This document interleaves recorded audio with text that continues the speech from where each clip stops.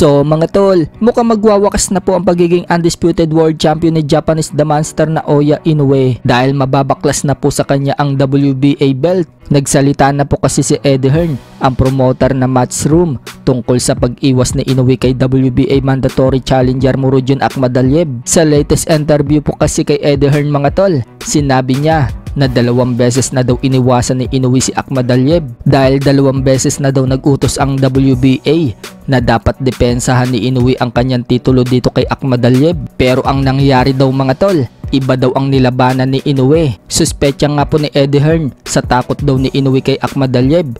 Iiwas na naman daw ito sa pangatlong pagkakataon. Pero hindi na daw hahayaan ng WBA na manatili kay Inoue ang belt nito. Mag-uutos na daw kasi ngayong Monday kay Inoue ang WBA na kailangan nitong depensahan ng titulo niya kay Akhmadaliev. Kapag hindi daw dinepensa ni Inoue ang titulo, babaklasin daw ito kay Inoue. Pero wika ni Eddie Hearn mga tol, malamang daw ibabakante na lang daw ni Inoue ang WBA belt nito kaysa daw labanan si Akhmadaliev. Napapabalitaan daw kasi mga tol, sa halip na si Akhmadaliev dapat ang labanan ni Inoue sa next fight niya, ang lalabanan daw ni Inoue mga tol, itong si Ray David Picasso, nagaganapin daw sa Las Vegas. Napamura nga po dyan si Eddie Hearn mga tol at sinabing sino daw nagbigay kay Inoue dito kay Picasso. Obligasyon daw ni Inoue na labanan ang mandatory niya at si Akhmadaliev daw ang nakalinya ngayon. Pero dahil daw sa takot ni Inoue, ibabakante na lang daw nito ang WBA belt niya. Tansya nga po ni Eddie Hearn mga tol, mga 14 to 28 days, ibabakante na lang daw ni Inoue ang WBA belt.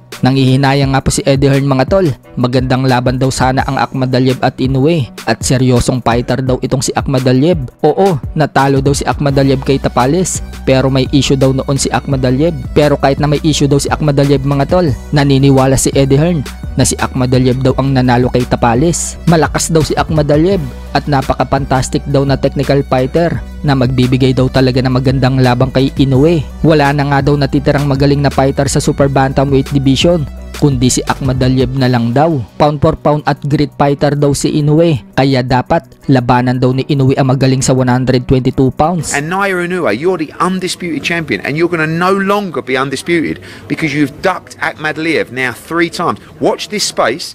He will vacate the title maybe next week, but in the next 14 to 28 days, Naoya Inoue is vacating the WBA title. Sa kabilang banda naman mga tol, umaasa pa rin po si Murodjon Akhmadaliev na papalagan pa din siya ni Inoue. Muli po kasing kinall out ni Akhmadaliev si Inoue mga tol matapos manalo si Inoue dito kay Yejun Kim.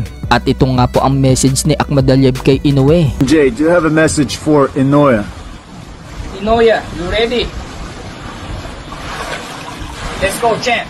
Let's go.